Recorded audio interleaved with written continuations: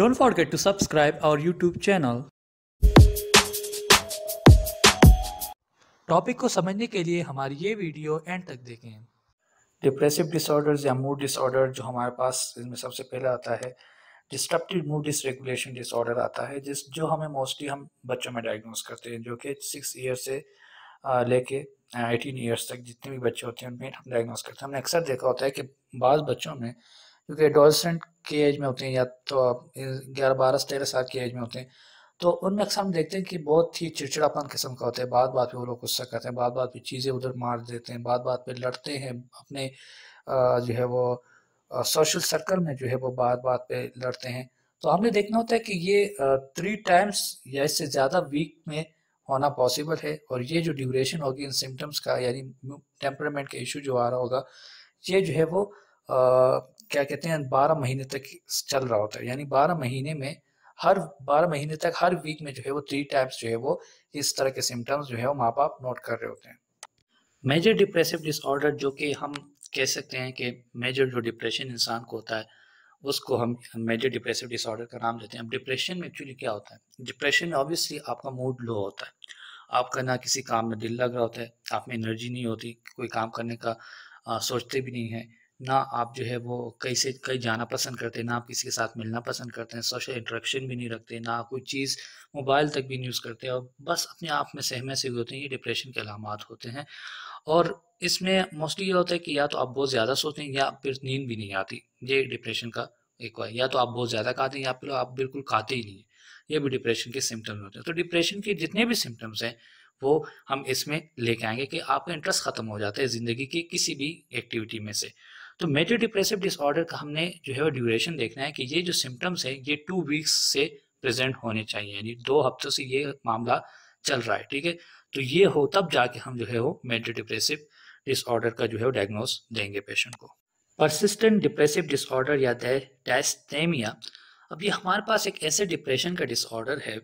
जिसमें डिप्रेशन के सिम्टम्स जो मैंने अभी मेंशन किए कि वो डिप्रेशन के सिम्टम्स जो हैं वो 2 साल तक जो है वो इंसान में प्रेजेंट होते हैं। यानी 2 साल तक जो है इंसान में डिप्रेशन के सिम्टम्स जो है वो मौजूद होते हैं, और अगर बाज़ औक़ात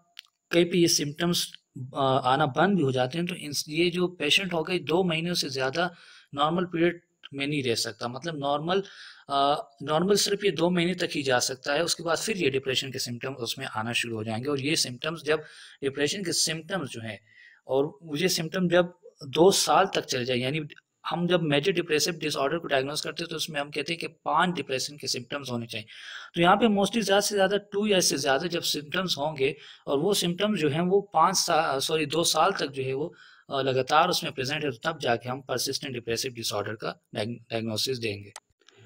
प्री मेंस्ट्रुअल डिस्फोरिक डिसऑर्डर में होता है कि जब मेंसेस फीमेल में उस स्टार्ट होती हैं तो उसके menses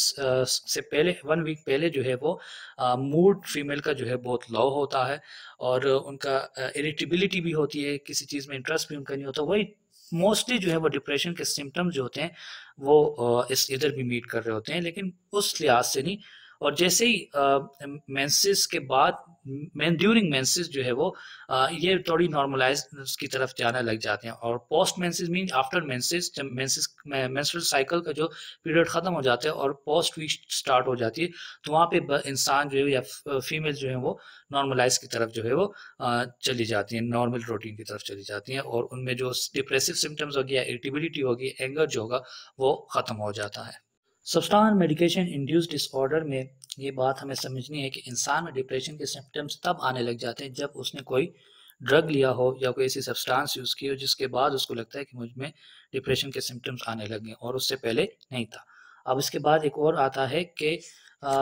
depressive disorder due to another medical condition.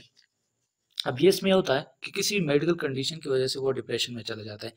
या फॉर एग्जांपल वो बीमार है और जो है वो उसकी एक एक्सीडेंट होने की वजह से उसका पैर कट गया है, तो उस पैर कटने की वजह से वो डिप्रेशन में चला गया। अब वो पैर कटना क्या हो गया, उसकी एक मेडिकल कंडीशन हो गया। अब वो मेडिकल कंडीशन की वजह से जो है वो डिप्रेशन में गया, पहले वो नहीं था, लेकिन जिस तरह ही उसका